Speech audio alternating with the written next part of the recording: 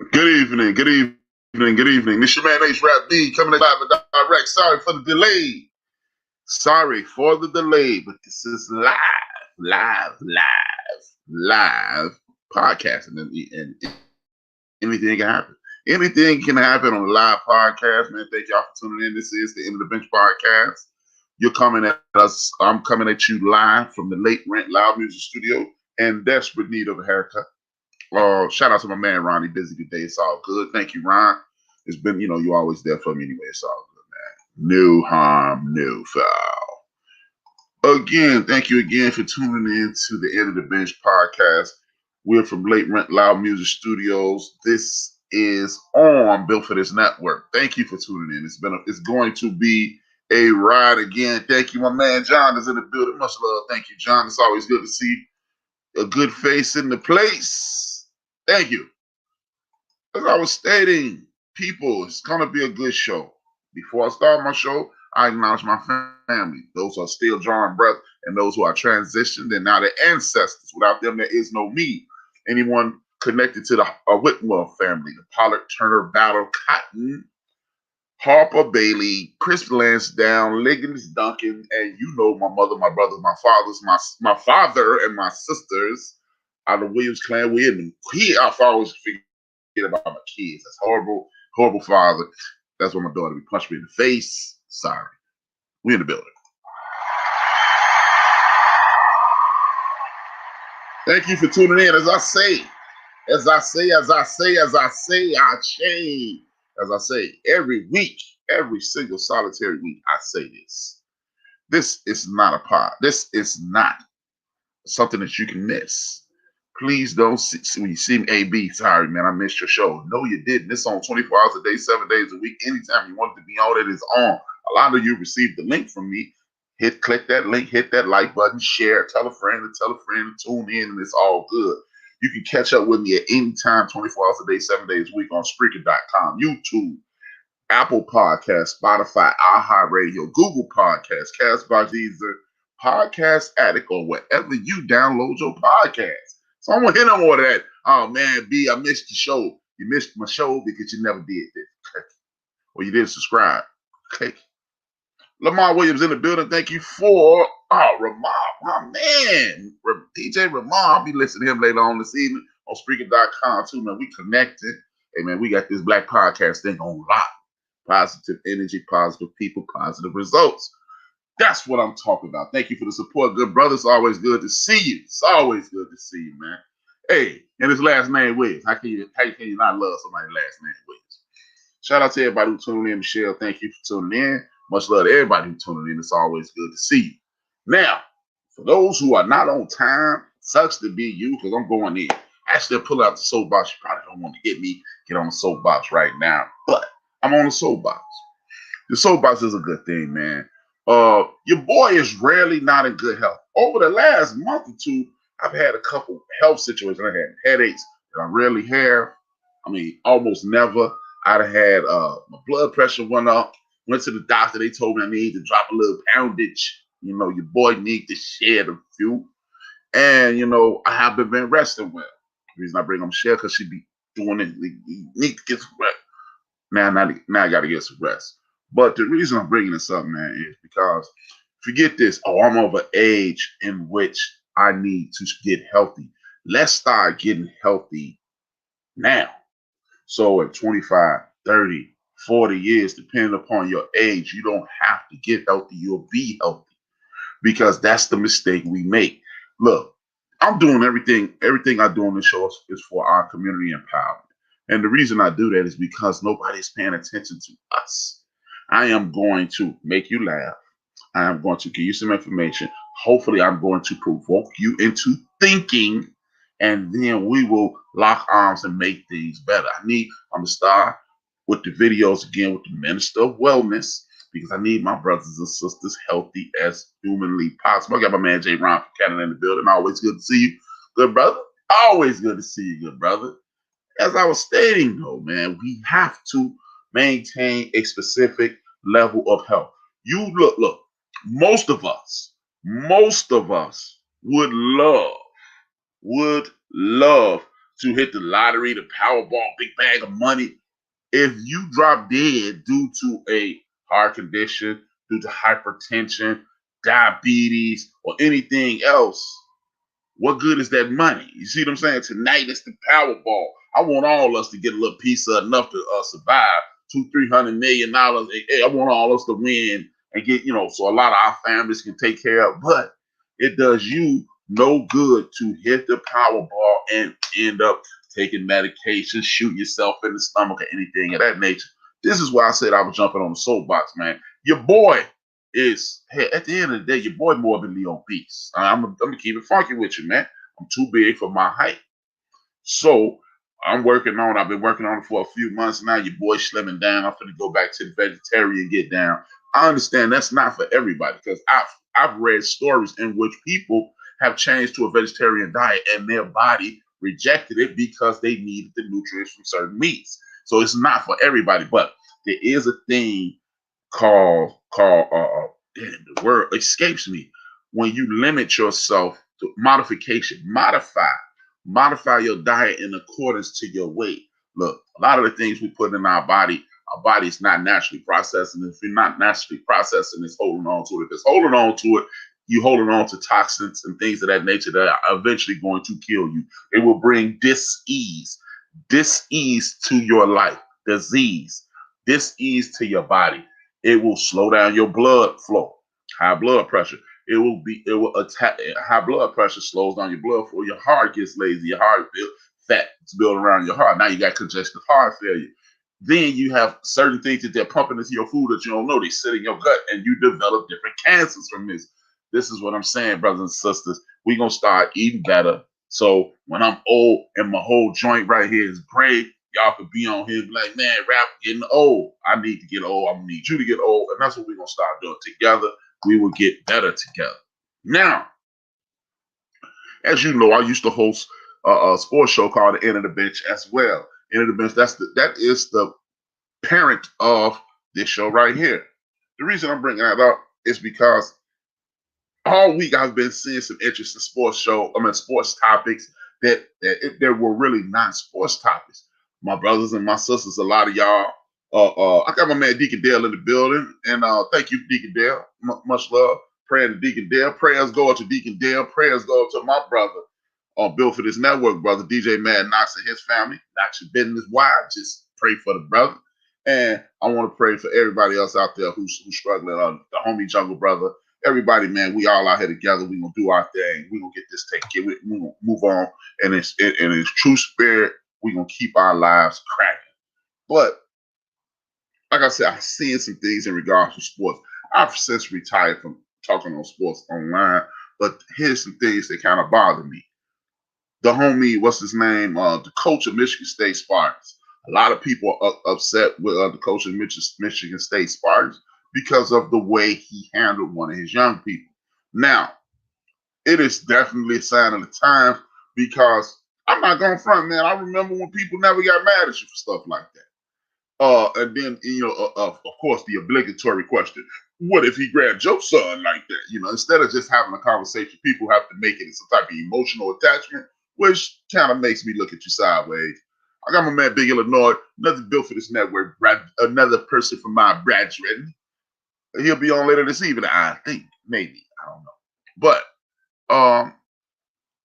and then you had you've been seeing memes of coaches yelling at kids and things of that nature. Now, I'm old school. I'm kind of a dinosaur in this mentality.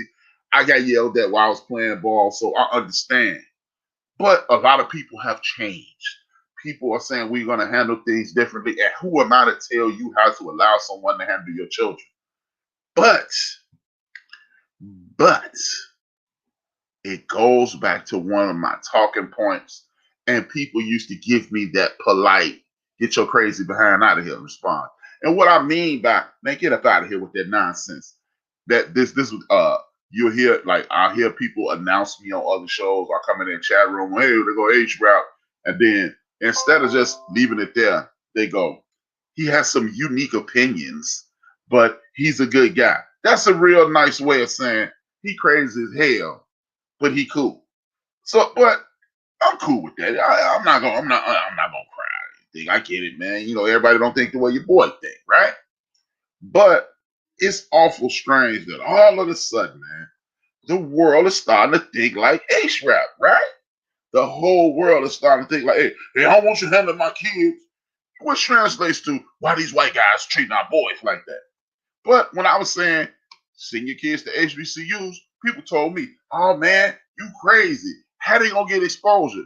The same way your kid, these kids who live in Australia, Ben Simmons, even though his dad is from the United States, Dikembe Mutombo, Yika Dare, all those good brothers from Africa, Akeem Olajuwon, Luau Dang, Giannis Antetokounmpo. We've had ball players from all over the globe. So you mean to tell me I can send somebody on a jet to all the corners of the earth? We got people from China, Australia, Japan, Korea, all different parts of Europe, all different parts of Africa, all different parts of South and Central America, the Caribbean. Felipe Lopez. See, y'all thought he was from the Bronx, the brother from the Caribbean. He down there coaching ball right now. Shout out to Felipe Lopez. All over Canada, Steve Nash. But you can't find somebody in Mississippi. Are y'all serious? But I'm not some prophet. Basically, I understand what history is. I understand the concept of look back. Sankofa is the term, is the African term. You're going to look back to see how to move forward because the past will predict what's going to happen. Who's the greatest? No, I ain't sending my kids to HBCU. Who's the greatest running back all the time? Generally speaking about Walter Payton, huh? He at least in the top three. Walter Payton, Jim Brown, Barry Sanders, what most people say. Where did Walter Payton come from? HBCU. Who's the greatest defensive lineman? Who invented the term sack? Who was one of the most unstoppable forces in the history of the National Football League? David Deacon Jones, right? HBCU.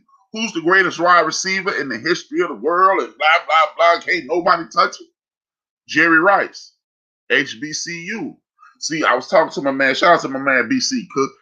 I was talking to my man Cook this morning, and he was like, yeah, but that's when they had to go. I said, Cook, Jerry Rice got drafted in 1985. Okay. Aeneas Williams, one of the best cover corners. He in the Hall of Fame. See, the reason I'm bringing these things up on a Black Empowerment show is because our brother Deion Sanders is on ESPN right now. And he's going to be on ESPN next week. Guess what? He making Jackson State University a whole lot of money. So guess what? They're not just looking at the Jackson State University players. They're looking at the team on the other side of the field players too. Wow. Check that out. Coverage for both schools. So if those players start looking good, what's going to happen? They're going to start sending cameras and scouts down there. But they already were sending cameras and scouts down there. Shout out to my brother Bill for this network, the number one Chief Rock Jersey fan. He's in the building. Always good to see you, brother. But this is what I'm saying. See, this is a complex. Remember last week or Tuesday, I asked two questions. How do people see you? And how do you see yourself? See, how do people see you? They see you as a commodity. They see you as something to elevate their brand. How do you see yourself? You should see yourself twice as good as anybody sees you. If they say, hey, you could be the next Jerry Rice, you should be like, I'm going to be the next Jerry Rice and T.O. combined. I'm with Chris Carter hands. Until we start thinking, hey, man, I'm the show. See, it's easy to be an arrogant jerk and disregard other people's feelings and say how good you are. I'm the man. It's easy to see. Easily you can see those things. But if you really believe it, that's when you get paid. See, we continue to push our kids and all over the place. Oh, see, he could get exposure at Alabama. Hey, bro, George Iceman Gervin, Ben Wallace, Rick Mahorn, Avery Johnson. Iceman only one that win a championship out of that conversation, right? But we continue to say, you know what? You know who's gonna have the best interests of our children? Nick Saban. Nick Saban gonna look out for us. No, he's not. No, he is not. Nick Saban is not gonna look out for our young people. Nick Saban is gonna look out for Nick Saban. Dabo Sweeney is gonna look out for Dabo Sweeney. You don't know how many young men. Okay, Alvin Kamara. For the people who don't know sports, just go along until we get along. Alvin Kamara, one of the best running backs in the National Football League. He had to leave good old Nick Saban because he wasn't getting any playing time. Understand, nobody is showing up to see the other folks. They coming to see the brothers. So if you start sending your young people to HBCUs, you create, first of all, it's a different environment on the HBCU campus. Second, and more importantly, you are pouring into yourself. You're creating positions. You're creating jobs. You're creating an environment. You are showing our young people that what we do is valuable as well. It also, that translates back home. You will create a Black Beverly Hills wherever you live. Everybody is not going to be a millionaire. You create a Black middle class, though. You create a Black working class, entry-level position, middle class, middle management, and upper class. That's the only way the thing can work. You get a Master P. You support a Master P and guys. Like, I'm talking about P in a minute anyway. But this is how, as a matter of fact, I made as well braid this right into it. This is how you get a Master P. This is how you get put in a position to win. This is how you overcome the foolishness. Brothers and sisters, ladies and gentlemen, haters and bitter friends. This is how you do it. But because the only reason Harvard is a school of excellence is because we've agreed that it is. The only, look, you would assume, hey man, diamonds are forever. They the girl's best friend. This is the most prestigious gem in the world. But what we've forgotten about is it is supposed to be rare gems. The ruby is more rare. So why wouldn't you want a ruby ring? If you're really trying to show out, that's a big diamond. No, it's a ruby, sister. If you really see, you see what I'm saying? But somebody said, and we agreed upon the diamond being the one. The diamond is what everybody wants. But if you bought your old lady a ruby ring, that's when you really dug in your pocket, brothers and sisters. And that's what we need to start recognizing, man.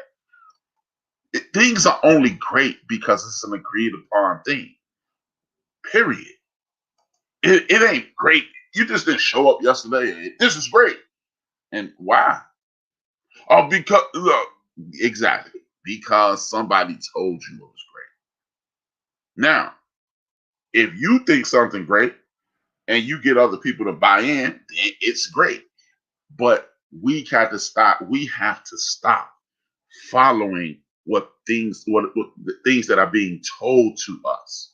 That's why, again, I've brought back a segment that I'm gonna do in the middle of the show because I think it's important to show us how powerful we can be. And then it makes no difference what this community said or that community said, or we're not being accepted by this. We're going to be accepted by ourselves. And then everybody who's engaged in the art of loving humanity will engage with us. And once you see that, you will win. Period. Again, remember, like, we got to stop focusing on the smart guy, because a lot of things we think is smart, not really smart. Oh, he's smart because he can recite the Constitution but does he know how to apply that stuff?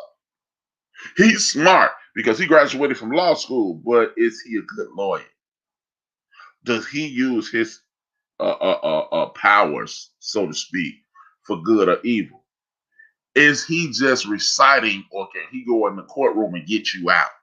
See, Johnny Cochran didn't graduate from Harvard University. He graduated from UCLA, but he's widely renowned. He's widely known.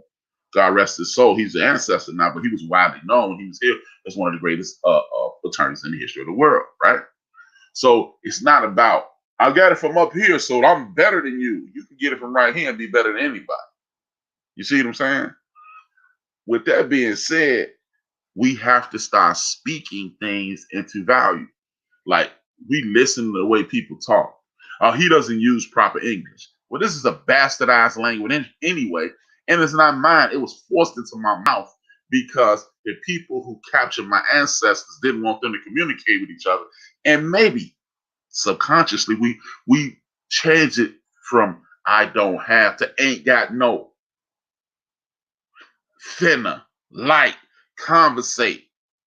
So we having our own conversation. What it's supposed to be is now language is used to disseminate thoughts and ideas between people. So how are you wrong? And if it's not the way it is traditionally used, that means it's called a dialect. So again, you can't be wrong. This is my dialect. Shout out to 7th, 8th grade teacher, Miss Ethel Adams. I learned that in 1983, 1984. It's called the Black dialect. So we look at these people, and somebody looking at me, he would be okay if he spoke better. No, I wouldn't be.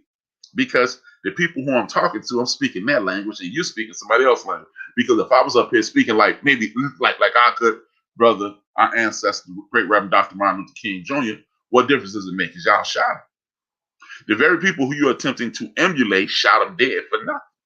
Or maybe I was talking like Malcolm X, but y'all shot him too. Or maybe I could sound like Fred Hampton. Very intelligent, but he was an excellent orator. Y'all shot him too. I'm just saying. Shout out to my man D Gray from the West Coast. He in the building. Much love to my brother. But this is what I'm saying. So, he's articulate. So what? I can speak your language well. Does me no good. And the reason I'm bringing this up is because I remember 25 years ago, my man Master P hit the scene real big. Master P hit the scene like a bomb. And the first thing a lot of folks in my community were saying, he sound country as hell. Well, he's from the country.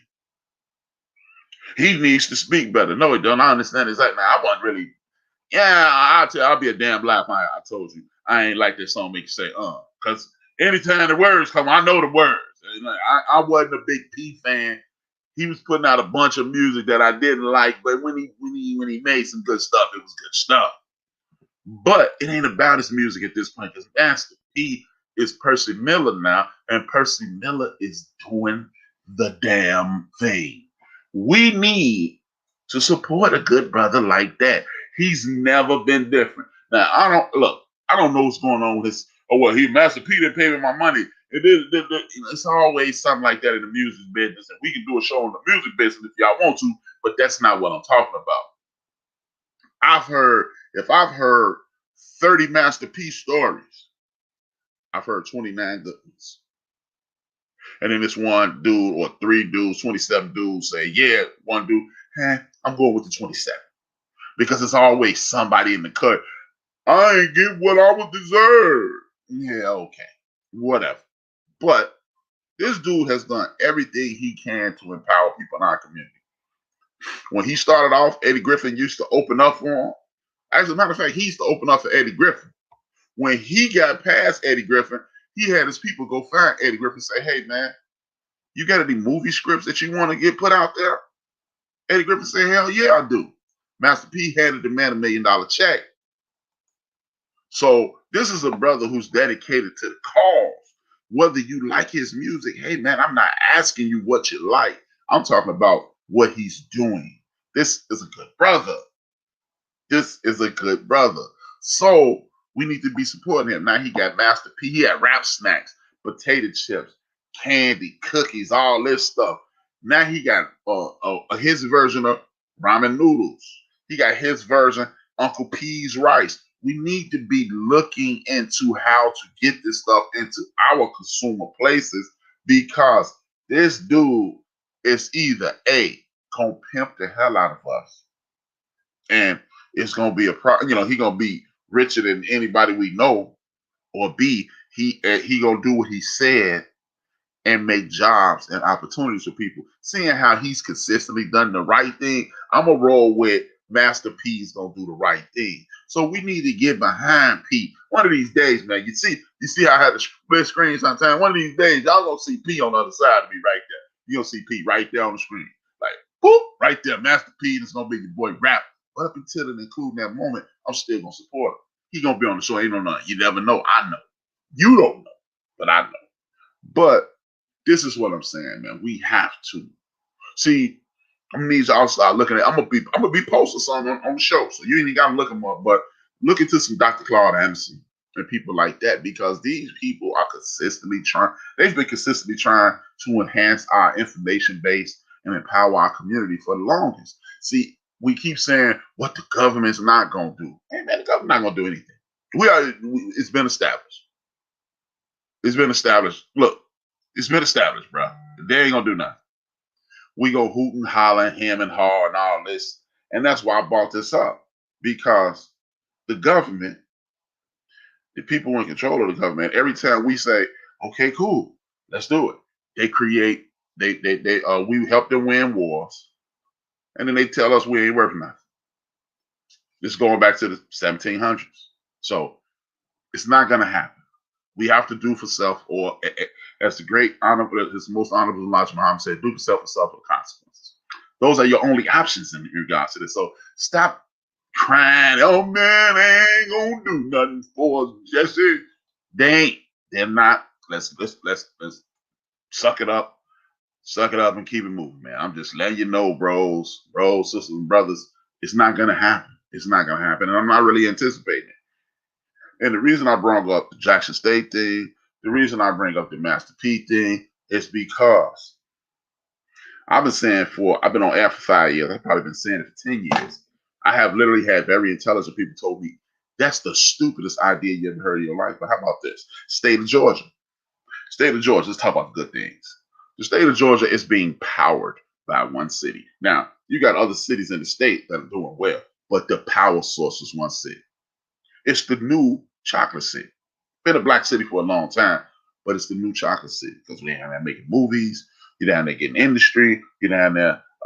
Everything that's good in America is going on in Atlanta. You know what I'm saying? But guess what else that means?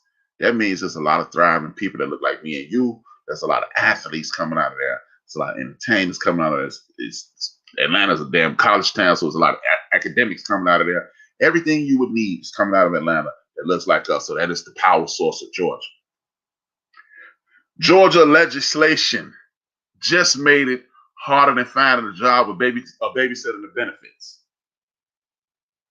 to vote. Now we're gonna figure it out because you got people like Sister Stacey Abrams and Sister Tamika Maryland, and Sister Brown over there in Alabama. She travels back and forth. They got boots on the ground. There's a couple of brothers doing. I can't think of their name right on top of my head, which is both sorry to those men. They doing things, right? They gonna figure it out. But this is a call to arms, and I'm gonna say what this is the first step we need to do. Since the Georgia's legislators don't want black people to vote, because it was cool. Do y'all understand Saturday voting and all that extra expansive voting was a Republican idea? And now that brothers start using it, the Republicans say we don't want that no more because they using it. Okay, cool. What else y'all don't want? I pray that not am, as my great grandmother Esther Cotton, born Esther Cotton, died Esther Whitmore, used to say, am, be now. Now, black person sign up at UGA or Georgia Tech again. Period. Since y'all don't want us to, you don't want us to go vote, we don't need to be at y'all damn schools. If I had the power, I would fly down to Georgia and go to every person on that university. Bruh, you need to leave. You need to go to one of these HBCUs. I got my man Just Joe in the building. Joe from Houston. Shout out to Boogie. Shout out to the Shorty Payton. It's all good. We see you. If I had the ability, I would fly down there and tell them, sign out of this school right now, get into the transfer portal, and get the hell up out of there. Wherever you are, you need to be signing out of these predominantly white universities. Is it the University of Georgia's fault? No, but if you see me getting kicked in the face and you don't grab the dude who's kicking me in the face, you should have kicked me too, because I'm going to treat you like a kid. Now, the reason I'm bringing this up, man, is because How is it we good enough to run, jump, catch, throw, pitch, hit, and all that? We ain't good enough to vote. See, again, it is a call to arms. I told y'all, these laws are created to hold you back. You emancipate my ancestors from bondage. We're no longer enslaved. But if you stand around not doing nothing, first of all, you can't read. And you need to speak my language. And you're going to do what I say do, and I'm going to provide you house, and I'm going to feed you slop. I can't do that no more. Get out. Then won't create a law. If you just stand around not doing nothing, you go to jail.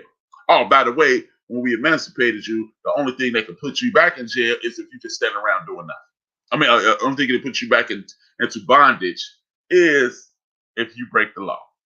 Not if you commit a felony, not if you commit a murder, not if you do something heinous, if you break a law, like loitering. Now you're back in bondage. Now I can go. Now it's even better for me as a person who used to own people, because this is what I can do.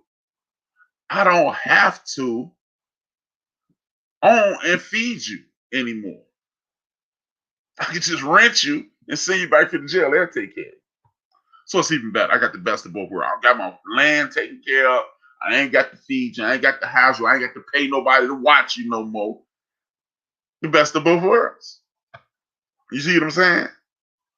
This is where the madness comes along, man. This is the madness. I keep telling you, man. But we keep rolling along. We keep making people think it's comfortable to kick folks in the face.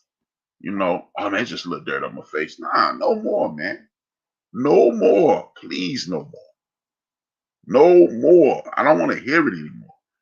Since y'all don't want us to vote, we ain't messing with y'all at all. Don't come to us for anything. If you ain't paying me, I ain't talking. I'm still go to work because I got to feed myself. But my kid's not going to your school. And that's a call to order for everybody in the country. Because if UGA chasing your kid, that means Bama chasing your kid. That means Texas chasing your kid. That means Florida's chasing your kid. That means Ohio State and all the rest of them, they chasing your kid too. So we're just not going to UGA.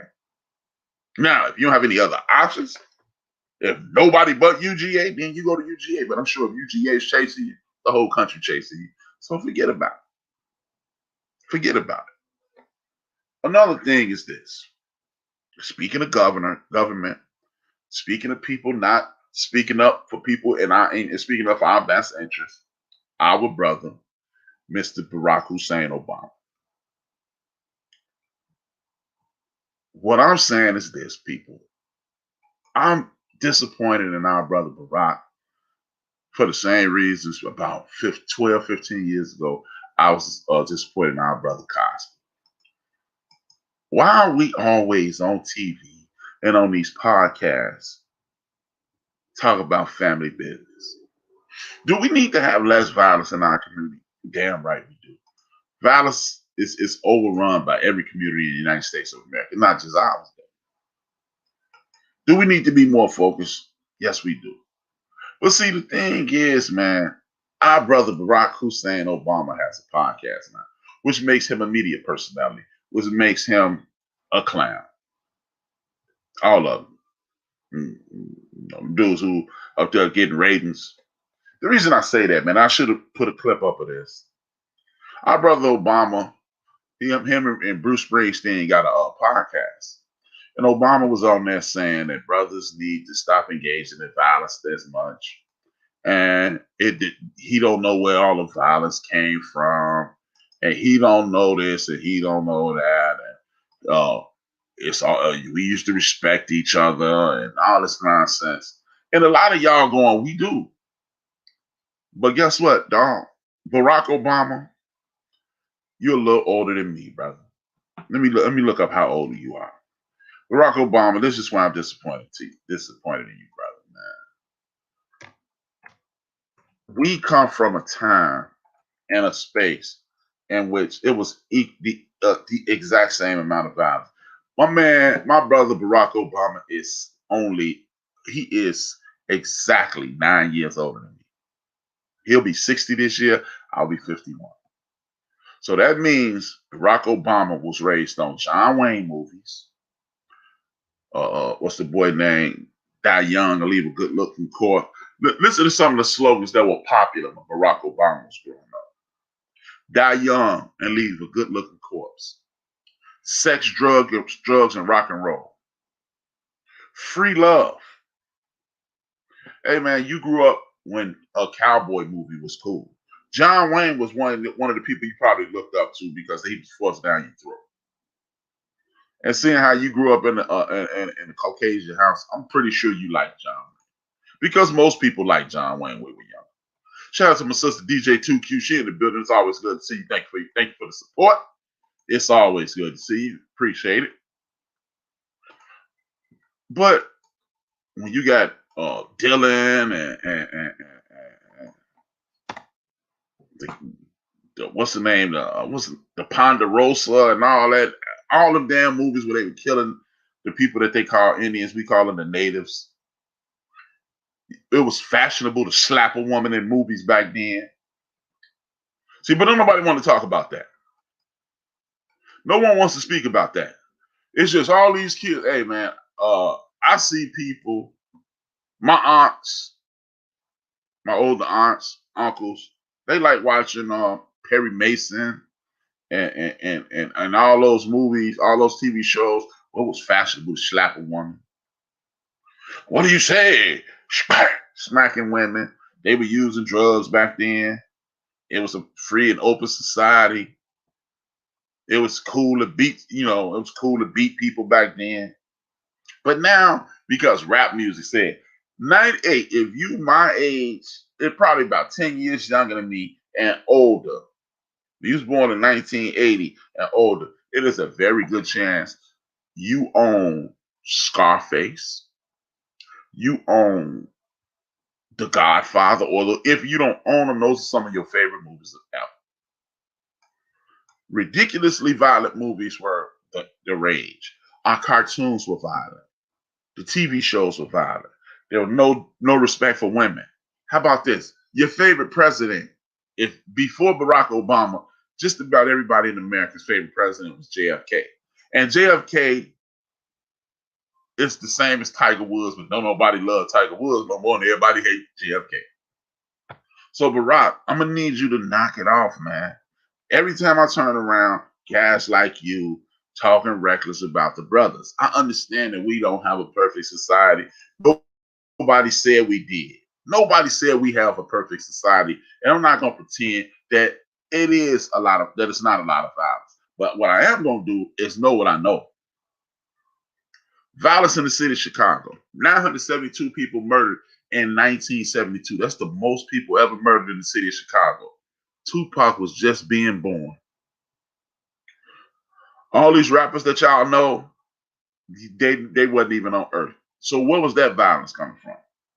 The Hell's Angels and things of that nature. So, Brother Obama, I understand where you're coming from, and I know you need ratings for the show, but I'm gonna need you to shut your white mouth. I'm not kidding you. I'm telling you, bro, you need to knock it off, bro. You need to knock it off. I'm just here to tell you. Look, I'm not finna spew hate towards you. I'm not finna say things that are bad or disparaging against my brother Barack Obama. But my brother, knock it off with the rap music is causing all the violence. Well, why ain't my father here? See, I ain't even got to leave my house to show you how violent the world is. My father was hit. An act of violence took my father away from earth. In America. My father don't know what no damn rap music is. I got other relatives. My old cousin, Nat Turner, who killed him. How did that happen? They used to have lynching parties throughout the United States of America where everybody in town watched them hang, tar, and feather black people. Were they playing Tupac and 3-6 Mafia? No, they were not. So, Brother Obama, again, man, knock it off with that nonsense. You need your ratings, and that may be what you think, but I don't even think you think that was a play for TV or a podcast world. Otherwise, you better shut your white mouth. I'm not kidding you.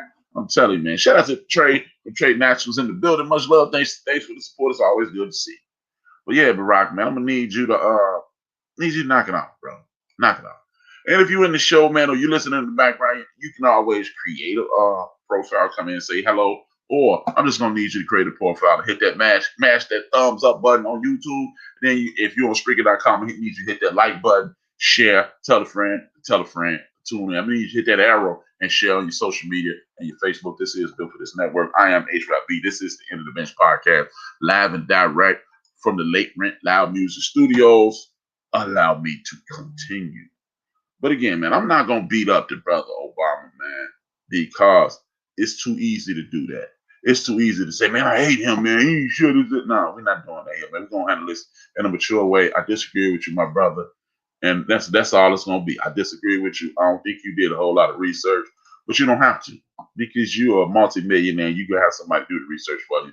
That was an opportunity for you to talk to our folks and let them know, hey, violence is not the same as being black. Being black is not the same as being violent. But you chose to take the high road, the easy route, and you being a constitutional professor, a constitutional lawyer, former president, former ruler of the world, I would assume that you knew better, but you chose not to, and I'm cool with that. It's good.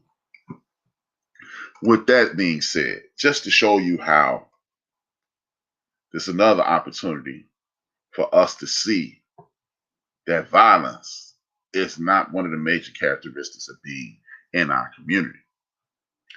Over the last week, week and a half, we've had 7 mass shootings. What they're going to try to tell you is about gun control. Gun control has zero to do with the mass shootings. Why, if gun control will stop the mass shootings, then why hasn't the war on drugs stopped the drug flow in the country? You've put billions upon billions of dollars into this fictitious thing called the war on drugs, yet still drugs get in our communities. Somebody sneaking in some cocaine right now. Somebody sneaking in some heroin right now. Somebody illegally selling opiates right now. But they tell you that, hey man, gun control is going to help this. How? Another thing I've noticed, I haven't seen terms like wilding, a pack of wolves, illegals. You know, when people that look like us, the exonerated 5, called the Central Park 5 originally, they were wilding. Yeah, a term on the New York Post, one of the biggest newspapers, New York Daily News. They're wilding, made us sound like animals, right? Illegals. That's how they get you angry at the Latino community. Illegals. And then, they don't really call nobody, if you're a descendant of this, you're an illegal. If otherwise, you're just an immigrant waiting on a green card, I suppose. This country is built on hate. People came over here. Let's just keep it all the way funky. People came over here. They were from the jails and the prisons of Europe. The scourge of humanity was sent over here. They got over here, saw sweet, destroyed the people who were here. They hated them. You don't kill off a nation of people without hating. Oh man, that was a misunderstanding. And all of them gone. The country's made up of 1% of the people who were here a few centuries ago. Hate.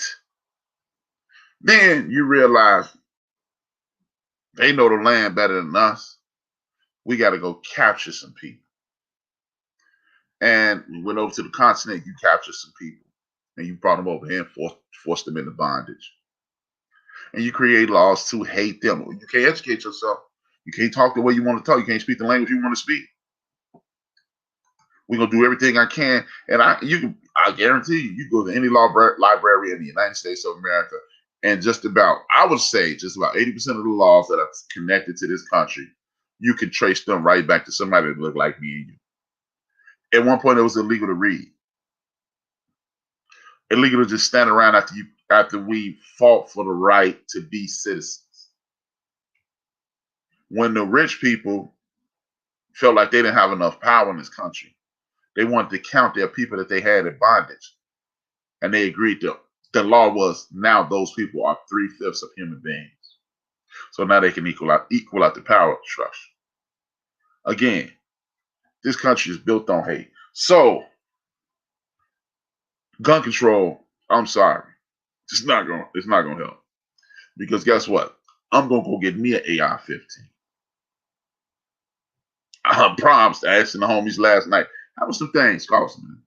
See, if you want some real gun laws, first of all, if nobody gets a speeding ticket, that don't mean we need more speeding laws. That means you need to enforce the speeding laws. They don't have no problem with parking tickets. They handing them jokers out like you wouldn't believe. See, the thing is, the Second Amendment, the reason they won't ever mess with that Second Amendment is because they're anarchists at heart. They were in the jails of Europe. Their ancestors were in the jails of Europe, and they're genetically predisposed to rise up and try to hurt. Hey, man, these are your books, man. I didn't make this up. Your book told me that. You mad at me? Take the book off the shelf. But you're not, because you don't like to do that.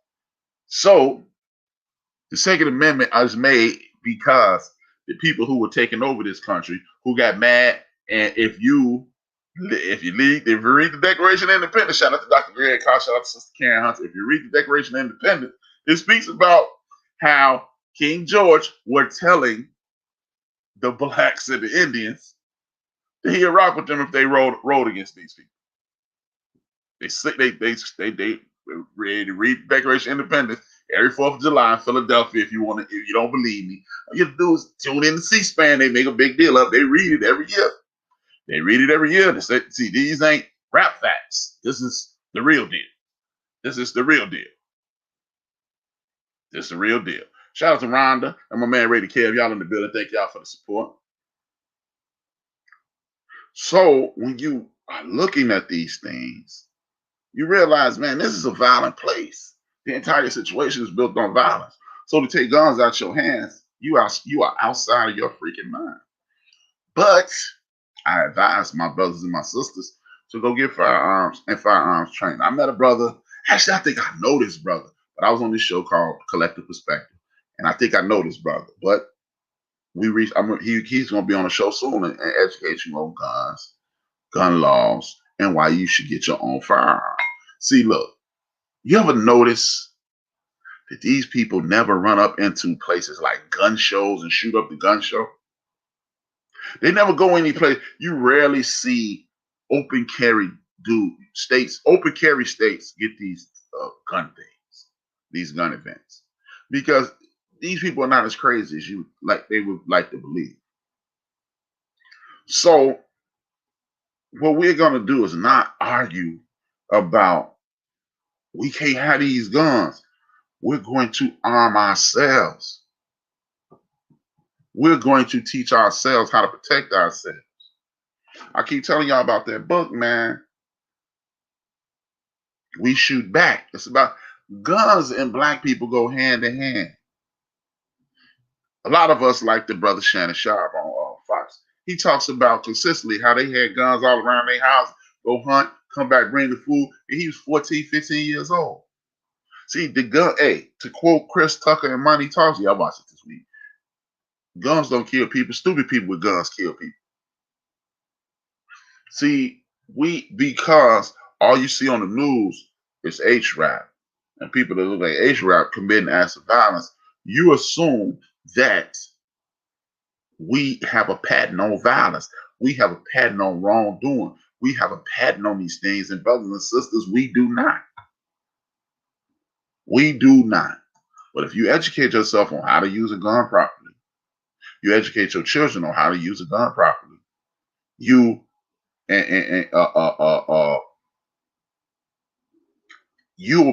be less afraid of a gun. A gun is not the problem. It's the people who are filled with hate. The people like Fucker Carson and those clowns on Fox News. Salute to Shawana. Thank you for coming in. Much love. First time seeing you. It's always good to see a new face in the place. I'm going to give you a little of this.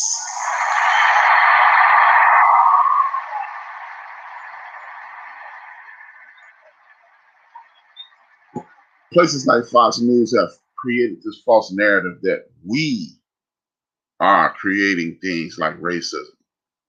No, we're not. No, we're not. We don't hate you. You hate me. I don't hate you. Well, most folks don't hate you. I don't hate anybody who ain't trying to hurt me. Now, if you telling me that subsequently you're attempting to hurt me, then yes, I don't like you. I don't. I'm not going to pretend that I do. I want to eliminate you because all I want is for my folks to be treated fairly. If that's a problem with you, then you have a problem with me. But we need to get control of things like this. See, this is why I started off at the top. You send your kids to the proper schools, and then you create an environment like at an HBCU, and you put money into places like HBCUs and send our kids to those HBCUs, so those professors. Because see, you won't go to an HBCU and be a professor because you're trying to be rich. You go because you want to enrich the people. You enrich the people, they come back home, they enrich the community. The community is in a better situation. Now we're creating foundation. We create a foundation. There's less violence in the midst of that. There's less violence in the midst of that. Now we can attack the political point of views. Now we get the political things in order. And once the political things in order, the community is better because now we're getting money pumped into our schools. We're getting money pumped into our after-school programs. We get money from our state representatives and things like that. So we can enhance our youth. Quote Marcus Garvey, it's easier to prune a shrub than to fix a big tree. We start off with the kids, raise our kids up, right? Now we can be engaged with the political thing. Because what we need to do now is create a list of about 1,000 things, knowing we're going to get 100 and beat it down our politicians' throat every week, every day, every month, every year. And then once our kids in 18, 22, 25 years, you're going to run for alderman, you're going to run for state representative, you're going to run for state senator, you're going to run for U.S. senator, and now we in control. But up until then, we're going to have to do everything we can to get our thing in order. Now, it's time for that new segment that I told y'all about, brothers and sisters. Thank you, Ray to Care. I'm bringing this back. I used to do this at the top of the show, but I'm doing this right now because I have taken on the mission to educate us about us. See, because when you know that Ray Kev is an awesome dude, you know when a new person, I hope I'm not saying Shwana, knock it off radio, knock off radio. When we find out how great they are, then we support them and they support us, and we can move forward to greatness. So when I show you how great this one sister is in a second, you're gonna be enriched, and then you'll understand where I'm coming from. I'll be back shortly. This is your man HRap. This is Built for This Network, live from Late Rent Loud Music Studios. The End of the Bench podcast. I'll be back in a second. Enjoy this.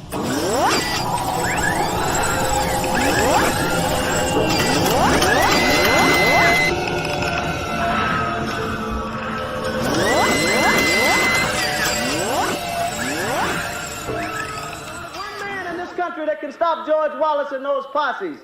We can present thousands and thousands of bodies in the streets if we want to. And we can have all of the soul force and the moral commitment around this world. But a lot of these problems will not be solved until that shaggably over place called the White House begins to shake and gets on the phone and says, now listen, George, we coming down there and throw you in jail if you don't stop that mess. That's the only way it's going to be stopped.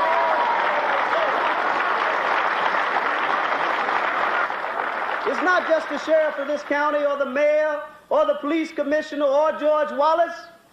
This problem goes to the very bottom of the United States. And you know, I said it today and I will say it again. If we can't sit at the table, let's knock the legs off. Excuse me. Gloria Richardson, also known as Glorious Gloria. Gloria was born May 6, 1922 in Baltimore, Maryland. Gloria's grandfather was the first black city councilman in Cambridge, Maryland. He served from 1912 to 1946. Gloria always spoke out on the injustices and racial discrimination. Gloria graduated from Howard University in 1942. The Student Nonviolent Coordinating Committee, which they called SNCC, the SNCC, began its focus on segregated movie theaters, bowling alleys, and restaurants. Although Gloria was part of the SNCC, she did not agree with the nonviolent rules. Gloria was never the turn the other cheek type. In 1962, she joined the CNAC, the Cambridge Nonviolent Action Committee. In June of '63, black demonstrators were attacked for conducting a sit-in, and the general of the National Guard announced that there would be some changes. He announced that they're changing the rules of martial law. 9 p.m. curfew, and all stores were to be closed at 2. Firearms were banned, and searches by the police and the National Guard were authorized. Around 8:30 p.m. of that night, about 250 African Americans staged the Freedom Walk all the way to Dorchester County Courthouse. They were attacked and pelted with eggs. The state police had to use tear gas to disperse the mob. In 1963, Gloria attended a meeting in Atlanta about the future of the SNCC. As I stated, Gloria always wanted to change the rules of the nonviolent ideology. I mean, look at this picture. This is one of the most powerful pictures of all time. One of the most iconic photos ever. This is fearless right here. This has to be the greatest meme mug you've ever seen in your life.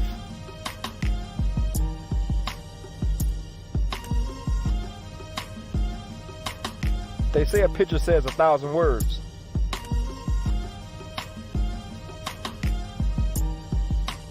In this meeting in Atlanta, some of the most powerful leaders of that era were present. Stokely Carmichael, Ella Baker, John Lewis, Bob Moses. In a sit-in 1963, JFK called Gloria and for the locals to stop immediately. Gloria's response was, "The president can go to hell."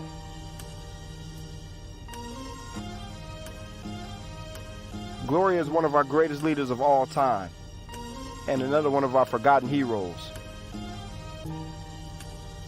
Fearless. And she stands today at 97 years strong. Let's show some love to this queen.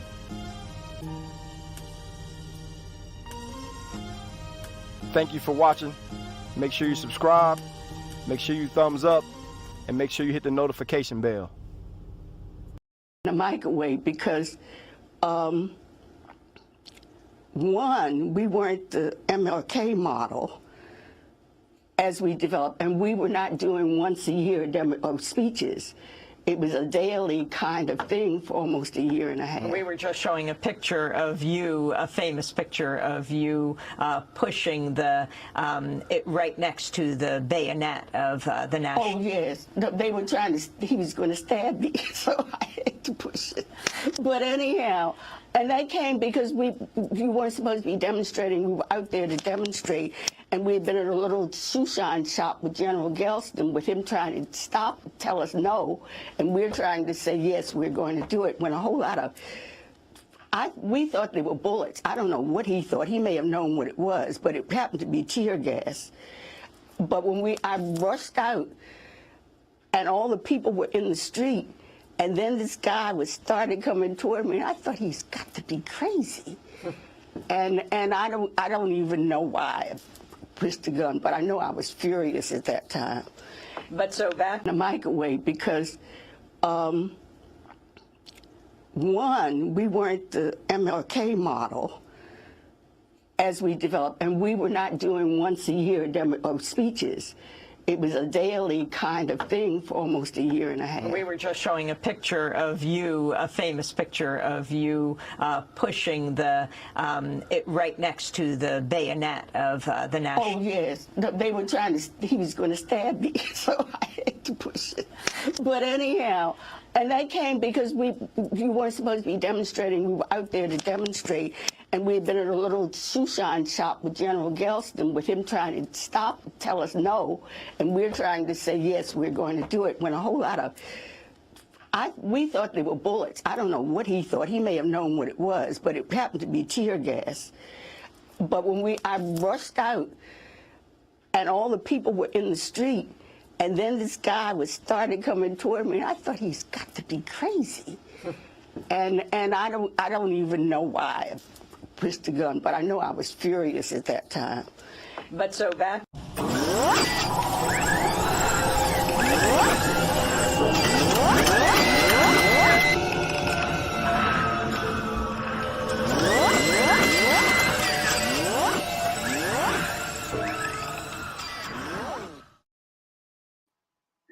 I'm back. Thank you for continuing to tune in. Thank you, Ray to Kev. It's always good to introduce our people to better, our greatness. And that's what I'm going to do every week, man. I'm going to do something like that every week. I used to do it at the top of the show. Now I'm doing the middle of the show because sometimes I'll be having to pee. I'm going to keep it funny. I'll be having to pee sometimes, man. So if I got to pee, you definitely going to see it. But you're going to see it anyway. But like I was saying, man, thank y'all for tuning in. This is the End of the Bench podcast for Late Red Loud Music Studios. Built for this network is the place to be. And we always get it in, man. But like I said, man, these are the things that we need to know. Because I'm quite sure, man, some sisters that didn't even know who she was. Think about this. This lady has an automatic rifle aimed at her by some bigot. And it wasn't, she didn't cower down. She let me get this shit out of my face.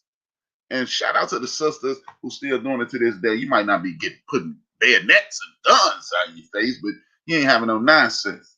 So there's even more reason that we as men in our community need to be standing up for our sisters. And there's going to be some brothers on that too. So to the brothers who thinking, man, why ain't you no brothers on that? You didn't even know I was going to do it today. So next week it might be a brother, but it's the end of Black Women's History Month. I call it Black Women's History Month. Yeah, I call it that. They don't call it that. It's Black Women's History Month. So we one of the most fierce sisters in the world, and she's still here with us. She has not transitioned, and she ain't got no plans on transitioning no time soon. Hit that like button, hit that share button, tell a friend, tune in to your man, HRap, best soul. Yeah, let me get back to this, man. But like I said, man, it ain't about weapons, weaponry, and things of that nature. Shout out to Teresa Rucker in the building. Thank you. I got my sister Ron that said, never heard of Gloria Richardson before. I'm sure she's one of the many women that I've never heard of. Yes, indeed. But we ain't gonna. Hey, Ron, I'm here to help. It's a thing on YouTube. I stole that from the brother, but he out here spreading the good word, but he gonna keep spreading the good word, and I'm gonna keep spreading the good word. Yeah. With that being said, man, this is what I'm talking about, man. See, you don't know about these things, and I'm quite sure every woman who watched that felt a little stronger. Get your fists up, pumping your fists, ready to cut you up, mother. Beep. But that's what I'm saying. And if anybody don't like it, y'all know what I got for them. Anybody that don't like it, I'm going to need you to... You better shut your white mouth. I'm not kidding you.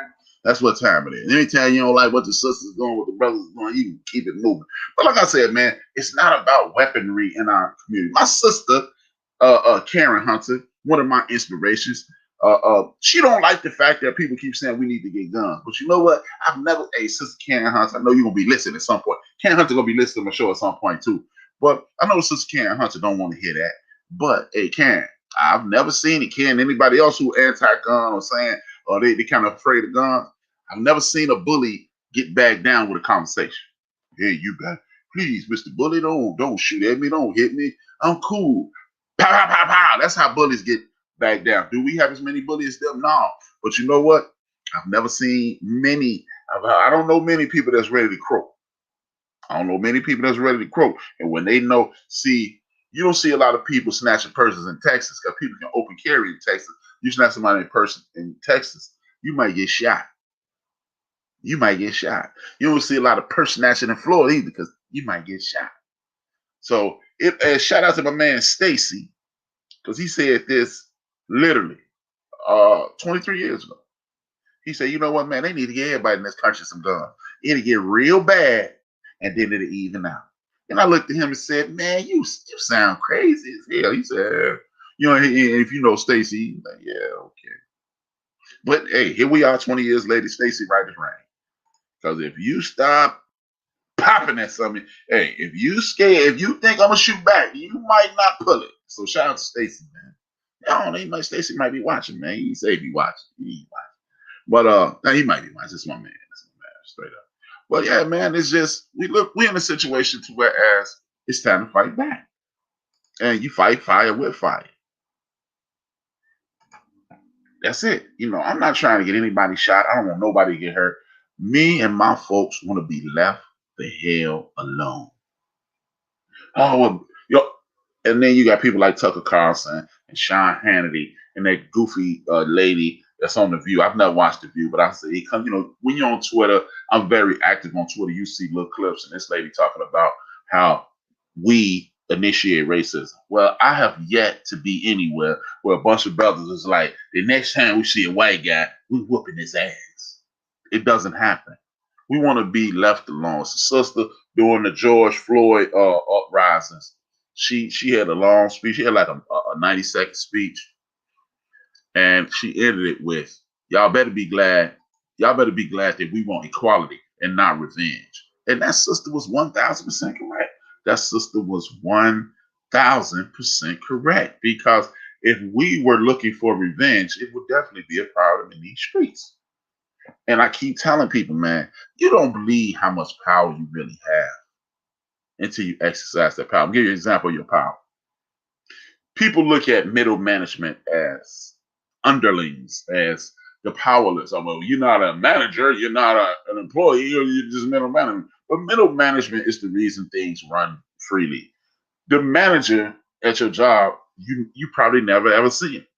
Department manager, you probably ever see sitting in the back end cussed out or doing whatever managers do. Or I'm doing a lot of work. That's all they do is move their fingers. I've never seen many people. I've been in supervisor. The manager was never really doing nothing but telling me what to do or giving me suggestions. But the middle manager, the supervisor, he's the one who motivates people. He's the reason you come to work. He's the reason when you go, man, I don't feel like coming today. The supervisor, cool, you'll come to work. When you have that kind of power, even in military instances, a sergeant will tell you, don't call me sir, call me sergeant. I work for a living. So, seeing how the dudes that are wearing these stripes as sergeants or supervisors, they got the motivation going. They get you fired up and everything. Imagine if those people were not here.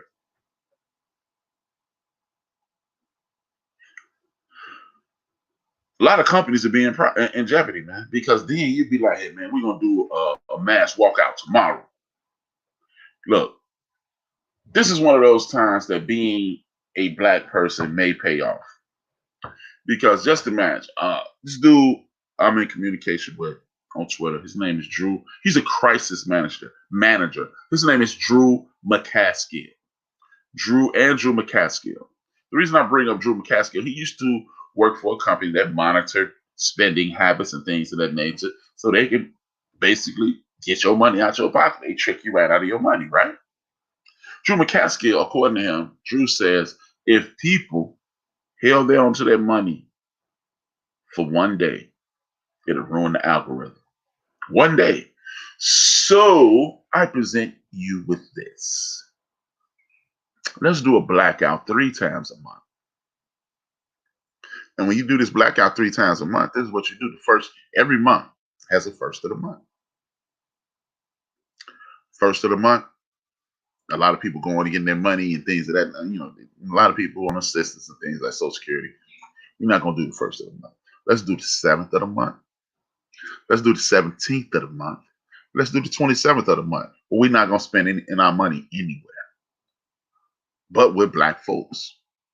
Oh man, they got shipping. You know, shipping is coming from the white people because you know it's always that naysayer in the back. Dude who don't have a plan. He don't even have a plan on how to tie up his shoes. But he know that your plan not gonna work. But just imagine if one day throws their whole situation off. Imagine if we only spend money with each other on the 7th, the 17th, and the 27th of every month. And then we would empower our community 3 days a month at least. And then as that entity becomes stronger, we expand it. The 7th and the 8th, the 8th and the 9th, the 9th and the 10th. You know, 8th and 9th, you know, 7th and the 8th, the 17th and the 18th, the 27th and 28th. And of course, you'll have to start going down once you get closer to the end of the month because every month does not have 31 days. And as we continue to do this, we continue to empower our communities. And then we're shopping exclusively. And then Dr. Claude Anderson's idea of our money staying in our community comes to fruition. And then we have a community, and then there are opportunities, and then with more opportunities, there's less violence because I'm not standing around not doing anything because I have an opportunity. And then hopefully the plan would be to ask these store owners and these business owners to donate to at school programs and athletic programs. So now the kids got something to do. You got kids that's learning graphic arts. You got kids that's learning coding. You got kids that's learning other things. And then you got kids still in athletics. So everybody's being productive. Oh, by the way, at school program has to hire somebody. Now you got somebody to hire, and now you got somebody working with the kids who actually care about the kids. And then those people who come from incarcerated situations, we have them speaking to our children about being incarcerated. And guess what? They have an opportunity now, so they're not the recidivism rate is lower, and the recidivism rate is lower, and the prisons are less empty, and we have less of a problem. Now you don't have a drug issue or nefarious activity issue in your community. Not people randomly taking things from people that look like you because they're opportunities. How about that? Just a random thought. You know, these are the things that we need to be thinking about and having conversations about. And, oh man, how we gonna do that nationally? Ain't nobody, you know, brothers ain't gonna want to do that because again, that naysayer's always over there. Like when we was kids on Gulliver, that dude Glum, you'll never make it, Gulliver. That dude is in every group in the world. It's a group. Y'all have some sisters. Girl, let's go. Woo, woo, woo. And then it's, girl, my feet hurt. My back hurt. I don't feel like it's that girl and it's that dude, man. She ain't gonna work, man. It's one in every group, man. Every crew got a soft person in it. Believe it. Understand it. Don't get mad. Just move around. Make that person the target. Think of yourself as a bulldozer and run that dude out the crew. Run him over with success. Make him the target of all your angst. I see it's always, this clown is always here. And if he don't say it, that's when you get scared. Oh, either this has worked or we've changed his mind. Those are the only two options. It's either going to work or you're going to change that person's mind. Because again, back to the violent thing, man. These laws are only enacted because, that's what I was saying right before the break. I was talking about laws are being created to affect us. Most laws in this country have been created to affect us. Guess what? It used to be a group of men standing around in black leather jackets and tams or berets, whatever you want to call it, with lopes or dark shades, whatever you want to call it. And they used to walk around with their firearms. Next thing you know, Ronald Reagan said, no, you can't do that no more. Governor of California at the time, former president. You know, 3 times when Ron Reagan came, my man Ray Care said, great idea, but the people can't spend twice as much as they did the day before. But we're not going to we're not going to worry about see, my brother Ray Care was a positive brother, but he saw the loophole. We're not going to worry about the loophole. See, if you Ray Care, I'm not targeting you, Ray. I'm just giving you the other side of what your statement is. I'm gonna read your statement and then I'm gonna respond to it. Great idea, but the people can't spend twice as much as they did the day before. No one would, because Ray, you will go buy toilet paper. You ain't gonna go buy another roll at the white store tomorrow because you got the toilet paper already. See, Raider? But Raider Kev is a dope brother. Raider Kev is a dope brother. He not that dude I was talking about. Please, James Brown, please don't think Raider Kev is that guy. That's one of the most positive people I've ever come across in my life. I've never heard him say one thing negative. But we not gonna work. See, we got to stop looking for the trap door, though, Raider. We have to. Kev, we gotta stop looking for the trap door. Damn that trap door. Because guess what? If Raider Kev or HRap fall in that trap door, you know what's going to happen? Raider Kev going to reach down there with a rope and pull me up, and vice versa. Or one of the sisters fall in that hole, we're going to pull them out the hole. We're not going to worry about the trap door for now. Rhonda, I understand your point too. She agreed with Raider, but we're not going to worry about what could and what might go wrong. We're only going to focus on what's right. Because guess what? Every idea in the history of the world has probably about a 75-80% chance of failing. But perseverance is the reason it works. So, nobody going to go back and buy, like you go buy a bag of potato chips from the black store. You're not going to go to the white store tomorrow. You know, I shot there around the store yesterday. I bought a bag of Ruffles. Let me get two because I don't want you to starve. Because when you walk in around the store, Rhonda's going to greet these people with smiles. Rhonda's going to greet these people with great customer service. Because Rhonda understands the plan. The plan is to make Rhonda successful. So she's going to have all her employees, and she's going to stand there and salute to the people, and that's going to welcome them in. And it's like, oh, man, it's nice in here. And we are going to get it together that way. Back to the point. The Black Panther Party self-defense, and when I always say the Black Panther Party self-defense, because they are not a terrorist group, the Ku Klux Klan is. So if you want to talk about terrorists, the Ku Klux Klan is a terrorist group. Skinheads terrorist group. The Black Panther Party of self-defense is not. Back to the point. Laws came about so you couldn't openly carry your weapons in California. So again, anytime you stand up and do what you have to do, there are laws that are created to make them to make it more difficult for you. This is another reason we're not gonna stand around and complain anymore. We ain't complaining anymore because we are playing checkers. We are playing chess, not checkers. What I mean by we're playing chess, not checkers, is this. When we enact our plan, we understand. We enact our plan on the 7th, the 17th, and on the 27th of each month. Guess what? The 5th of next month, they on our ass. We know that, it's probably take 3 months, but that third month is gonna be something going on to distract us. So when it happens, we're gonna go, we saw that coming, and we'll still be there on the 17th. We're still gonna be there on the 7th. We're still gonna be there on the 17th. We're still gonna be there on the 27th. Let's do it. And if anybody you're considering, hey, yo, Rap, that's a good idea, but how we gonna find all these damn black businesses? You're gonna find the black businesses by using this app. It comes up as, I can't see it. But you see BWS in your app store. BWS. It is going to be OBWS. What does that stand for? It stands for Official Black Wall Street. Download the Official Black Wall Street app to your phone. Activate the notifications as you drive around your city for the rest up until the 7th. Every time you drive past a black-owned business in the United States, it may be abroad, but in the United States for sure, it'll go bing. And it'll pop up on your phone. Black-owned business. Period, point blank. So whatever you need, it's going to pop up on this. It's either a tool or a toy. Make sure if you were born in 1980, going backward, it is a tool. We understand our kids is a toy, but at some point, we're going to start transitioning from tool to toy. From toy to tool. And at some point, it will be a tool. This computer and this phone is stronger than the computer that allegedly got somebody to the moon. Shout out to my man, Craig. He know what I'm talking about. He don't believe people went to the moon, and he gave me a pretty convincing argument that they didn't.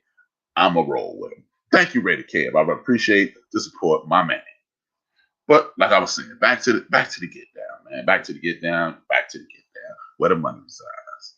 And again, up until and including the moment we start raising our young people to be politicians and businessmen and things of that nature, community leaders and people who are going to impact the community, what we're going to have to do is galvanize the community to get the people out of our way who are diametrically opposed to our success. One of those people, he's in Texas. He goes by the name of Rafael Cruz because he's trying to assimilate. He calls himself Ted Cruz. His name is Rafael Cruz. Canadian Cuban. That's what he is. So all that build a wall, your ass wouldn't be in the country if they built the wall, Mr. Cruz. But this is the same person, if you don't know, when they had the Texas crisis down there with my brothers from the Forecast, the show I do on Monday evenings, he skipped town while the whole state shut down, everybody freezing their ass off. Some people even lost their lives, some people transitioned, and he was like, hey, my daughter wants to go. Where was electricity at? Yeah, we all would have like that. Civil servant, but he left us. But this is a dude who either told a secret or is just obtuse. His head is thick as granite, tough as Mount Everest, thick as Mount Everest. But this is this guy. Somebody asked Mr. Cruz to put a mask on. Now they're clearly trolling him. We get it. But this part of the job, man. When you are a civil servant or elected official and you got a sketchy past, people are gonna poke the bear. And you have to have enough tact and class to handle those attacks and keep it moving. But he didn't. He made the statement, oh, well, don't worry about it. We all have been immunized up here.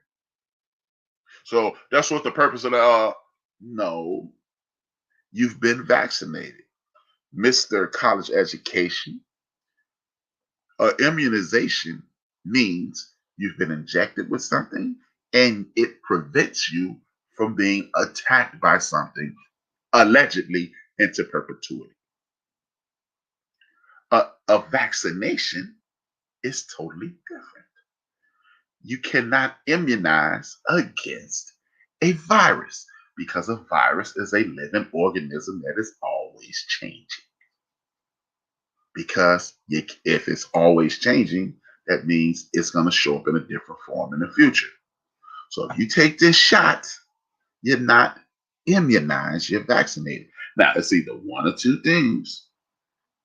The cat jumped out of the bag, aka metaphorically his mouth being the bag, or he's a big dummy.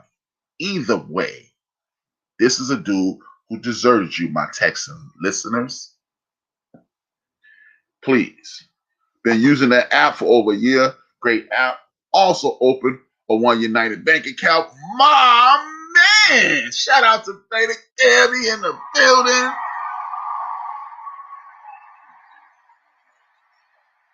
That's what I'm talking about, baby. For those who don't know, One United is the largest black-owned bank in the United States of America. It's a digital bank.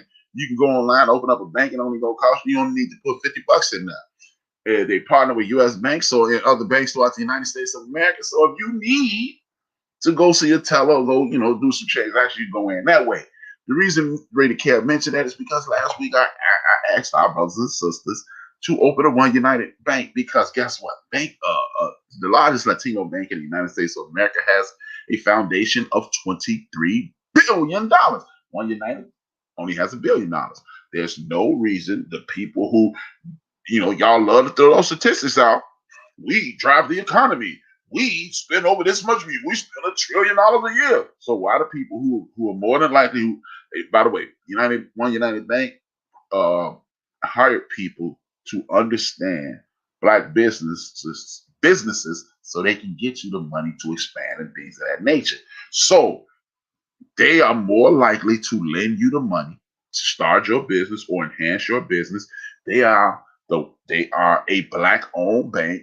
They are most likely to give you the money. So why are we not banking with them? Right? Are you banking with them? Yes, I am. If you don't believe me, here it is. So rapid steam. You know, I ain't just gonna put it on my phone so I can say it. You can't see it, then you can't see it, but it's One United right there. I'm doing what I'm saying. You know, I ain't just talking, I'm doing it.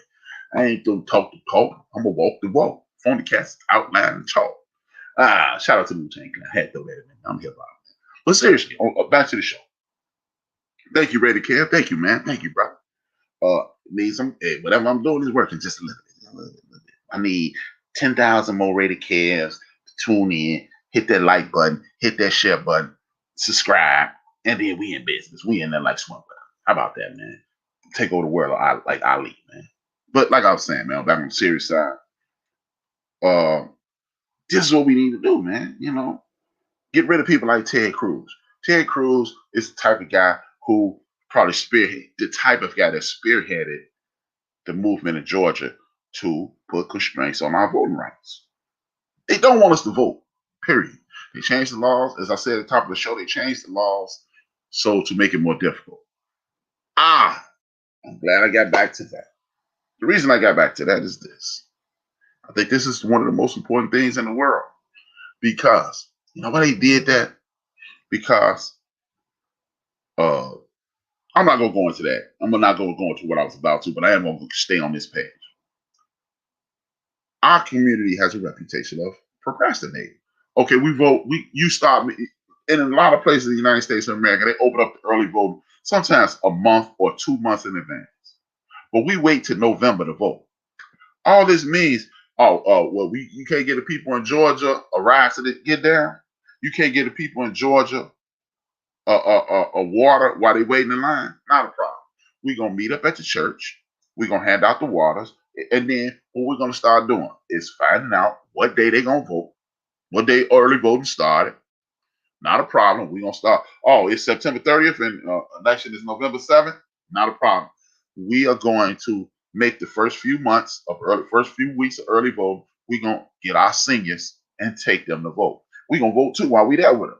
Or we can get out some people ineligible to vote, on some of our young teenagers, 17 on down, 17 to 14. You can go with your grandmother, your grandfather, your aunt, your uncle, or the neighbor, and go with them to vote. You're gonna stand there with them, and you're gonna have the water. You're gonna have a bag with your backpack with you with a couple of waters, and then you're gonna stand there with them. And then if they get thirsty, you're gonna bust your chair out. You had a little fold-up chair for your aunt, grandma, or neighbor. You're gonna bust your chair out. And then y'all standing in line together. If you already in line, they say you can share waters. We're gonna hand out these waters. See, we're gonna make it so difficult for people to trap us that it ain't no more trap. See, it's one thing to complain about y'all put crack in our neighborhood. We smoked it.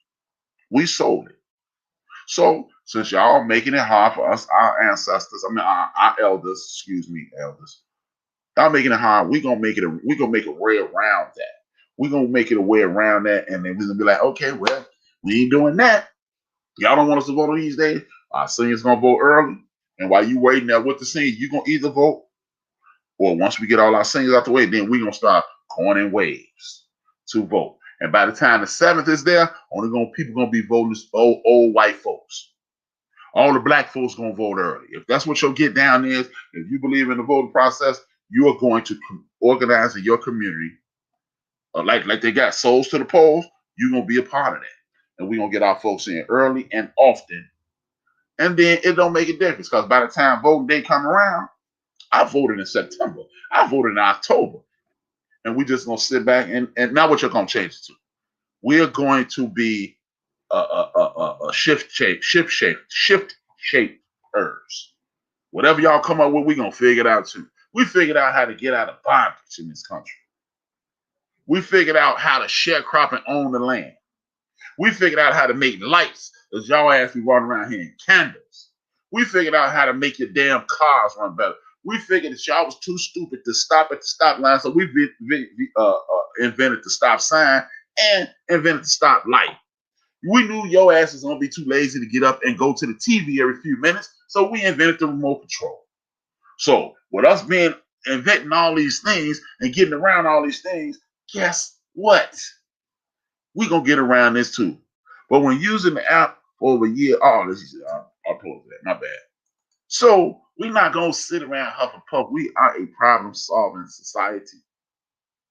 Therefore, we're a problem-solving culture in a society geared towards holding us back. I'm joking, but I'm serious. A society that is diametrically opposed to all of our successes. Y'all burnt down our Black Wall Street, and we still made. Y'all burnt down our PR. Y'all went across the country in 1919. It's called the Red Summer. 36, 37 odd cities. Y'all attacked us, and we still here. Y'all can't come here. Y'all can't come here and come out of schools. Cool. We figured that out. You killed 2 power brokers in our leadership structure. We figured that out too.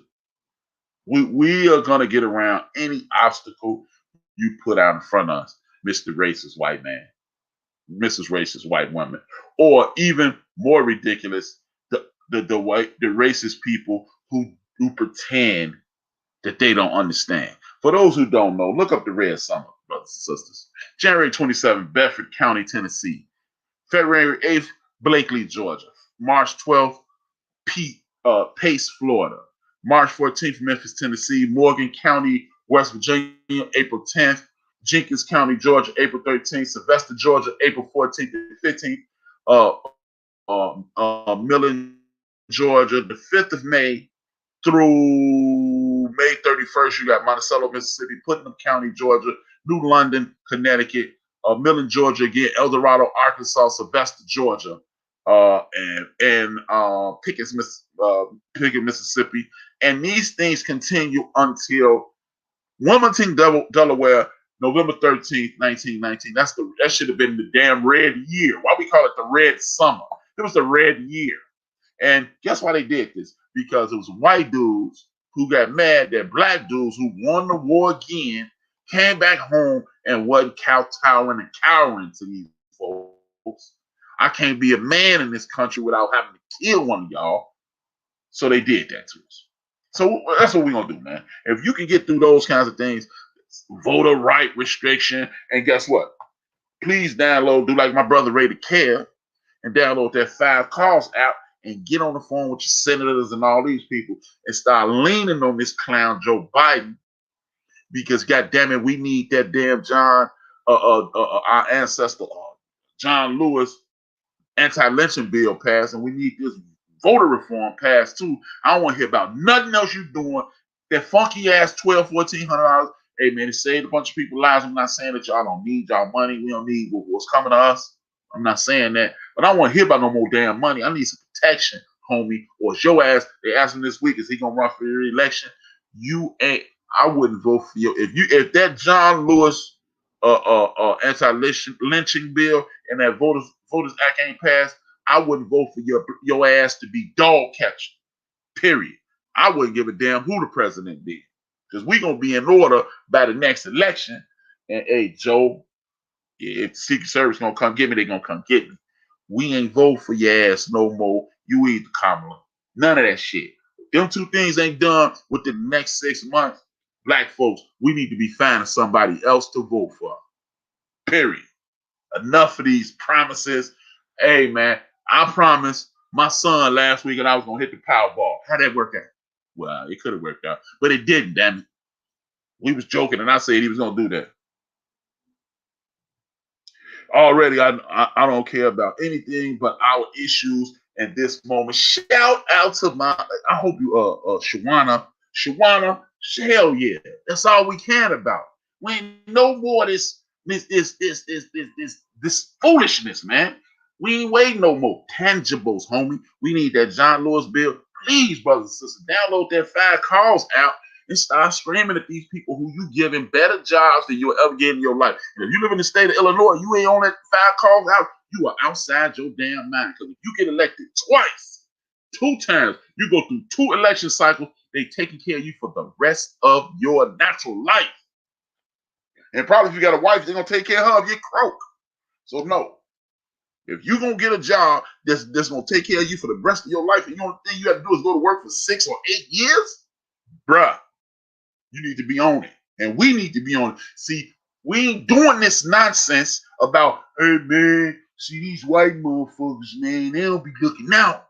No more. They are called civil servants. Servants do what you tell them to, or they get replaced. This is why you got a niece, nephew, little cousin, a neighbor who looks relatively astute. If he looks studious, we need. You ever thought about being? You look like a politician, young man.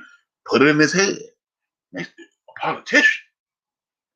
Puff his chest up. Puff her chest up. Make it. Hey, guess what? You can be the president of the United States with a drug conviction. It ain't gonna happen. But you can run for office. You can have a felony. You can have a felony and run for office. So one of these, everybody knows somebody who got out of jail. He went in there, couldn't read. He came out apparently. Everybody know one dude like that. Running for office. Running for office. Enough talking, man. Enough talking. We about action on this network. Built for this network is about action. And that's what we getting, man.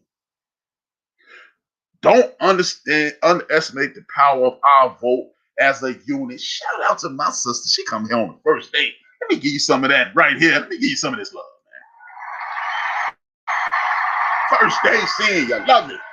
Tell a friend to me. And as I'm about to shut down the show, I want y'all to understand this. One of my core principles in life has been the generation that was born from 1959 to 1979 dropped the ball in regards to informing our young people, informing our children, neighbors, nieces, nephews, cousins about the world that they're experiencing. That's why a lot of our young people are feeling entitled. That's why they don't fight as hard as they do, because we didn't tell them the kind of jacked up world that they were entering, right? But I thought about this, that being one of my core values and one of the things I rest my laurels on. I thought about this last night when I was getting ready for the show. I'm sitting around with the homies, laughing and joking. They didn't know I was thinking about this, but we laughing, joking. They smoking cigars, we drinking or whatever. Having a good old time, right? Family, friend, brothers, we doing our thing, man. Each other. Grown man business. But I'm sitting there in the midst of arguing about hip hop and things like that. This is what we need. This is what I realized. We're also, even though we're the generation that may have dropped the ball, we're the first generation with the wherewithal and the ability to take things out of here. What I mean by that is this, brothers and sisters. There were certain constraints that stopped, like my great-grandfather, Theodore Whitmore, one of the first black men in the city of Chicago that had a contract to fix the city trucks. He made a mountain of money, but he can only grow so far because it was the 40s, 50s, 60s, right? He can only grow so far. Now we can grow to Elon Musk status. We're the first generation that it was expected to go to college. We're the first generation that I wish I could start a business to. We gonna do this. So if we're the first generation to do that, we are the first generation that, even though you have racial inequality, discrimination, police brutality, we got the same problems, but the eye of scope has been wide. People expect to be millionaires in our community now. I don't need that. I'm gonna be a rapper. I don't need that. I'm gonna be a DJ. I'm gonna be a graphic artist. And you can be it. If you are good at this, you can be it. So this is the first generation that is not just a pipe dream. This is the first generation that could enact Martin, Malcolm, most noble Drew Ali, the most honorable Elijah Muhammad, and Marcus Mosiah Garvey's ideas. We can get this in order. And if you don't believe me, look up W.B. Du Bois. He said this in 1962. These laws will change soon. And that's when the real problems will come about. Because either you He said you will have people dropping out of school. You'll have people refusing school, and they will be figments of the power structure imagination. And what do you see? What they make movies about violence, because that's what they think we are. They make movies about ignorant ass dudes and all they doing all this. Like KRS-One said in 1987, all my brothers eating chicken and watermelon, speaking broken English and drug selling. That's their imagination of us. He predicted in the 62. It's come to fruition in almost 2022. But we see people like Rady Calf age, people like Chief Rocker age, people like my sister. I ain't gonna tell my sister around age. We around the same age. Like, the women don't like you telling me. But seriously, we are the elders of the community now. We are not fight the power no more. Boy, don't you see what's happening over there? You need to get that fixed. We're the advisors of the community. We are the enhancers of the community now. My son is fight the power. His friends are fight the power. My nephew, Caleb, my nephew Lil Man, my nephew Lil Phil. They are my nephew Robert, my nephew Julian. They are fight the power now. We are the advisors.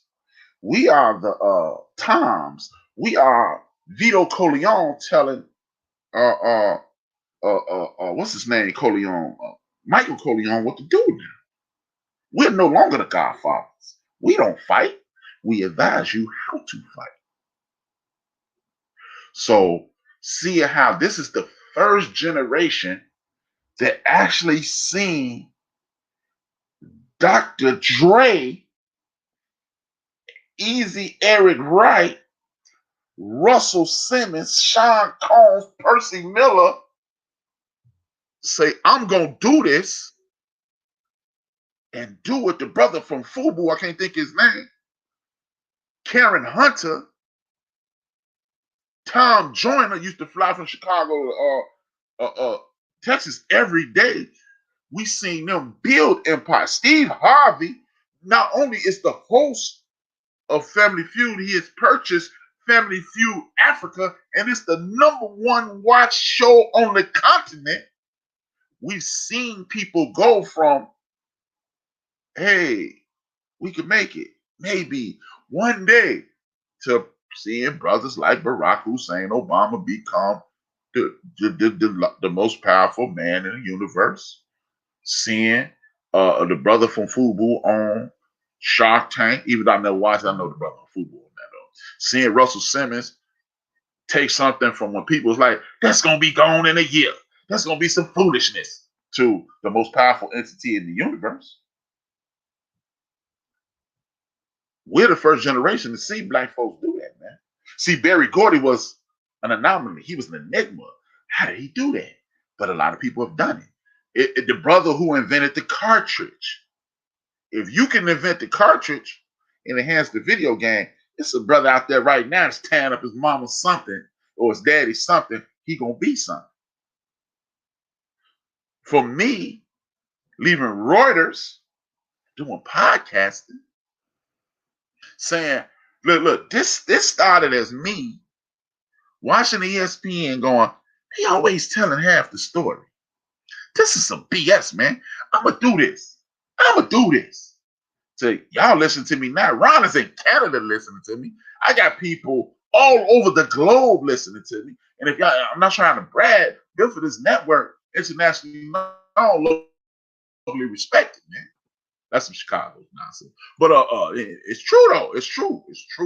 Let me read off some of the places on the globe that built for this network is being listened to at. Let me show y'all, man. I'm not just talking. Built for this network is people listening to us in India, Canada, Germany, France, Mexico, Brazil, the United Kingdom, Chile, the Netherlands. These are places that people are listening to build for this network. Uzbekistan, Australia, South Korea. Did I say Brazil? Did I say I said Chile? That's where we're being listened to at. So you go from that to this. So we're the first generation that knows those dreams are real. So we can advise our kids to be as great as they want to be. With that being said, man, I want to thank everybody for subscribing to the Bill for This Network on Spreaker.com. Please, if you haven't subscribed, please go to Spreaker.com, look up Bill for This Network, and subscribe. That's all I'm asking. It don't cost you nothing. It ain't gonna mess up none of your day. And if you are listening on the YouTube channel, fine. The End of the Bench, THA space END space OF space DA space BENCH, the End of the Bench. That is. Please subscribe, man. It ain't gonna cost you nothing. And if you want to help with some production costs, I'm begging, man. That's what I do. I beg at the end, like the church. I'm finna pass the plate, man. If you want to throw in $1, like Sister McDowell said, I accept the money that generous, but I really prefer the ones that fold. Want to assist with production costs, airtime, stuff like that. The End of the Bench. $sign at the End of the Bench. We accepting all exceptions, man. Thank y'all for tuning in, man. Again, hit the like button, subscribe, man. Tell a friend. I'm gonna be here every Saturday. I'll be here every Tuesday at 5 p.m. Central Standard Time. This man HRap B. Tomorrow I'll be on with the Jawjackers. Hopefully Ray the Kev, he come on after that, and then D Great come on in the evening. My main man, #1 Chief Rocker Jersey Vern, to be on in the morning on Monday, killing the game. DJ Mad Knox come on Tuesday afternoon. I come on Tuesday evening. New Max Radio with man Mandela Young, back upon the microphone, and his beautiful wife, Girly Girl, on New Max Radio. If he's feeling up to it, our brother Deacon Dale, he hasn't been in the best, he has some family issues, we praying for that brother. He gonna be on in the evening. Maybe Big Illinois been on hiatus, but maybe it's this the week. We never know. But Big Illinois will be on Thursday. DJ Mad Knox will be on Thursday with Cheers Roundtree.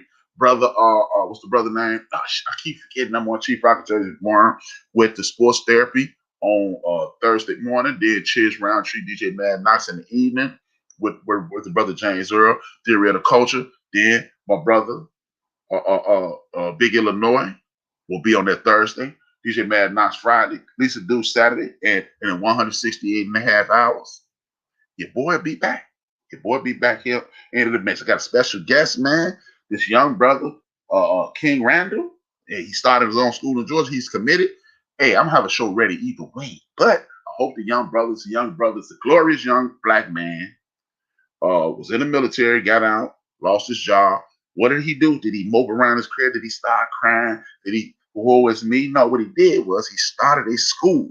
He started a network where he's taking these young black men between young boys to black men, because we're gonna start calling these boys men before they're 18, because that's why they can shoot your ass, because they think, oh, it's a man, shoot. No, these young boys between the age of 12 to 14 and 12, I think it's 12 to 18, he bought them in his house, bunk beds, fed them, teach them how to do home improvement, teach them how to do auto repair, things of that nature, making them responsible. Found out a lot of those dudes, 17, 18 years old, read like they 8, 9 years old. He teaching literacy. He taking them on trips. He's doing everything. Now him and his friends have purchased a school.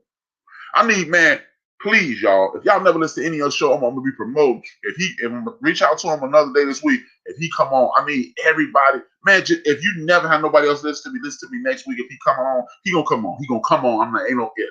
When he come on, because I want us to all at least send the man $1. You know what I'm saying? I want at least 500 people. We all send them $500.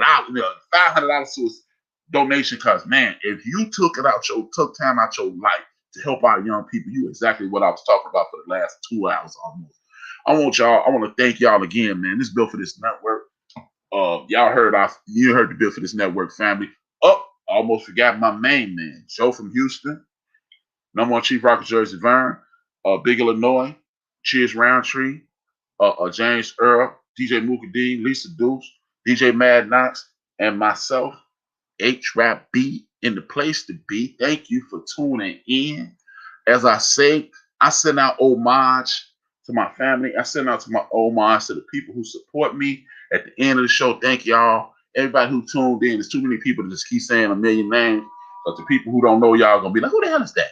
But I want to thank each and every one of y'all for tuning in, man. It's really important to me. And I got to thank Cameron Hunter, Dr. Greg Carr, Larry Daniels Favors, my man Clay Kane, the Black Eagle, Joe Madison, anybody else that I get inspiration, Dr. Claude Anderson, Dr. Boyce Watkins. And one of my favorite people, I'm hip hop before I mean I'm black man and I'm hip hop. Outside of being black man, I'm a hip hop fiend.